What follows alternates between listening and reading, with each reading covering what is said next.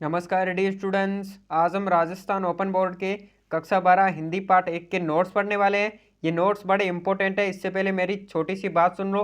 ये नोट्स मेरी कोचिंग के आपको बिल्कुल फ्री में दिखाए जा रहे हैं। जो आपके पिछले साल बोर्ड एग्जाम हुआ था इनमें से कई प्रश्न हैं जो कि आपके बोर्ड एग्जाम में आए थे। तो इन नोट्स को पूरा पढ़ना है और चैनल पर पहली बार आए तो चैनल को सब्सक्राइब जरूर कर देना है। और इन नोट्स को डाउनलोड कहाँ पे करना है वो मैं आगे वीडियो में बता दूंगा। तो पहला प्रश्न आपको पूछा गया है, कविता किसे कहते हैं? तो इसका उत्तर है, हृदय की मुक्ति की साधना के लिए मनुष्य की वाणी जो शब्द विधान करती आई है उसे कविता क्या कहते हैं। आई बात आपको समझ में। चलते बढ़े दूसरे प्रश्न की ओर। तो आपको दूसरे प्रश्न में क्या पूछा गया है? दूसरे प्रश्न में पूछा गया है, कविता का स्वरूप किस प्रकार निर्धारित किया जा सकता है? तो इसका उत्तर है, कविता का स्वरूप निम्नलिखित प्रकार से निर्धारित किया जा सकता है, 3 प्रकार से। तो पहला है आपके, कविता में भाव तत्व की प्रधानता होती है। क्या होती है? भाव तत्व की प्रधानता होती है। दूसरा आपके, कविता में चिंतन अथवा विचारों की जटिलता नहीं होती है।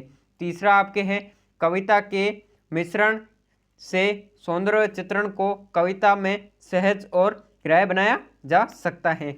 बढ़ते हैं अगले प्रश्न की ओर। अगला प्रश्न है आपके तीसरा। तो तीसरा प्रश्न है, कविता में किस तत्व की प्रधानता होती है? तो इसका उत्तर है, कविता में भाव तत्व की प्रधानता होती है। बढ़ते हैं अगले प्रश्न की ओर। तो अगला आपके है चौथा प्रश्न। तो चौथे प्रश्न में आपको पूछा गया है, कविता के अवयवों को कितने भागों में विभाजित किया गया है? तो इसका उत्तर है, कविता के अवयवों को 2 भागों में विभाजित किया गया है। कितने भागों में? 2 भागों में विभाजित किया गया है, जिनके नाम निम्नलिखित है। एक है जो आपके हैं भाव पक्ष, दूसरा है आपके कला पक्ष। बढ़ते अगले प्रश्न की ओर। अगले प्रश्न में आपको पूछा गया है, कविता पाठ कैसे किया जाना चाहिए? तो इसका उत्तर है, कविता पाठ संस्वर किया जाना चाहिए। आई बात आपको समझ में। बढ़ते हैं अगले प्रश्न की ओर। छठे प्रश्न में आपको पूछा गया है, कविता का भाव पक्ष किसे कहते हैं? तो इसका उत्तर है, कविता का भाव पक्ष उसे कहते हैं जिसमें कवि की कल्पना, रस, विचार और संदेश शामिल हो। आई बात आपको समझ में। तो इन नोट्स को आप अपने मोबाइल के अंदर किस प्रकार से डाउनलोड कर सकते हो, आइए कि मैं आपको बिल्कुल ही सिंपल तरीके से वो बता देता हूँ। तो इन नोट्स को डाउनलोड करने के लिए आपके पास भी इस प्रकार का मोबाइल होगा, जैसे कि यहाँ पर मेरे पास है।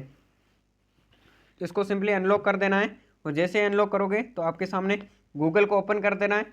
गूगल को ओपन करने के बाद यहाँ पर सर्च वाले बटन पर आपको क्लिक कर देना है, MOST मोस्ट एग्ज़ाम, इसके ऊपर क्लिक कर देना है और यहाँ पर इस प्रकार का इंटरफेस आपके सामने आ जाएगा। तो इसके ऊपर सिंपली क्लिक कर देना है। जैसे यहाँ पर क्लिक करोगे तो आपके सामने यहाँ पर लिखा हुआ दिखाई गया राजस्थान ओपन बोर्ड। तो इसके ऊपर आपको क्लिक कर देना है और यहाँ पर आप राजस्थान ओपन बोर्ड का रिजल्ट है, नया सिलेबस है और इनके सभी नोट्स है वो आप यहाँ पर डाउनलोड कर सकते हो। यहाँ पर राजस्थान ओपन बोर्ड कक्षा 12 की सभी नोट्स, राजस्थान ओपन बोर्ड कक्षा 10 के सभी नोट यहाँ पर आप डाउनलोड कर सकते हो। इसके ऊपर सिंपली आपको क्लिक कर देना है। जैसे ही क्लिक करोगे तो आपके सामने इस प्रकार का इंटरफेस दिखाई देगा।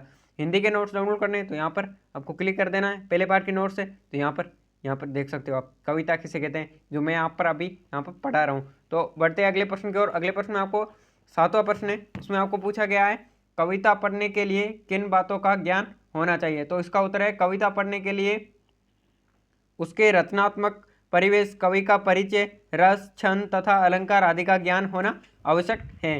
बढ़ते अगले प्रश्न की ओर। लास्ट इंपॉर्टेंट प्रश्न है, ये आपके पिछले साल बोर्ड एग्जाम में भी आया था और इस बार आने की पूरी संभावना है। तो ये प्रश्न में पूछा गया, प्राचीन विद्वानों ने कविता की आत्मा किसको माना है? तो इसका उत्तर है, प्राचीन विद्वानों ने कविता की आत्मा रस को माना है। तो आज की वीडियो में इतना ही, मिलते हैं अगली वीडियो में। तब तक के लिए जय हिंद और जय भारत। वीडियो को लाइक जरूर करें।